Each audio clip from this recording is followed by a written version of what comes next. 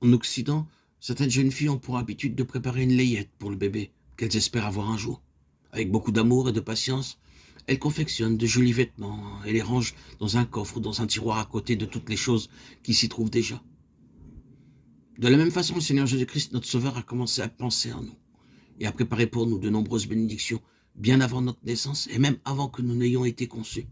Il a désiré nous accorder tout ce qu'il possède, tellement son amour est grand. Dans Jérémie 31,3, il dit « Je t'ai aimé d'un amour éternel ». Son amour va au-delà de notre compréhension humaine.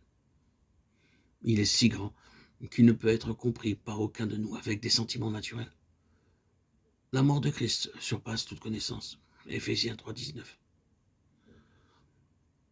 En tant qu'être humain, notre amour est si faible qu'il nous est impossible de mesurer l'amour de Dieu.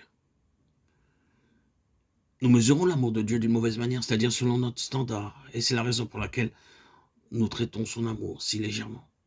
Nous avons entendu dire que la reine Victoria se déguisait quelquefois pour aller visiter ses sujets. Un jour, alors qu'elle visitait son peuple, il se mit à pleuvoir et elle alla s'abriter dans une modeste maison peu éloignée. Comme la pluie ne s'arrêtait pas, elle demanda à la maîtresse de maison de lui prêter un parapluie, lui promettant de le rapporter elle-même, sinon quelqu'un d'autre le fera à sa place. La maîtresse de maison avait deux parapluies, l'un était très usagé et l'autre était tout neuf. N'ayant pas reconnu la reine à cause de son déguisement, elle lui donna le vieux parapluie en lui disant « C'est tout ce que je peux vous donner ». La reine la remercia et s'en alla. Le jour suivant, le carrosse royal s'engagea dans cette rue et s'arrêta devant cette même maison. Un homme se dirigea vers la maîtresse de maison et lui tendit un paquet et une lettre lui disant que c'était de la part de la reine. Dans cette lettre, la reine la remerciait de lui avoir prêté le parapluie et elle ajoutait qu'elle lui en offrait un tout neuf en retour. La dame en question devint toute triste. « Je n'aurais jamais imaginé que ce pouvait être la reine, dit-elle. Si je l'avais su, je lui aurais donné le parapluie tout neuf. »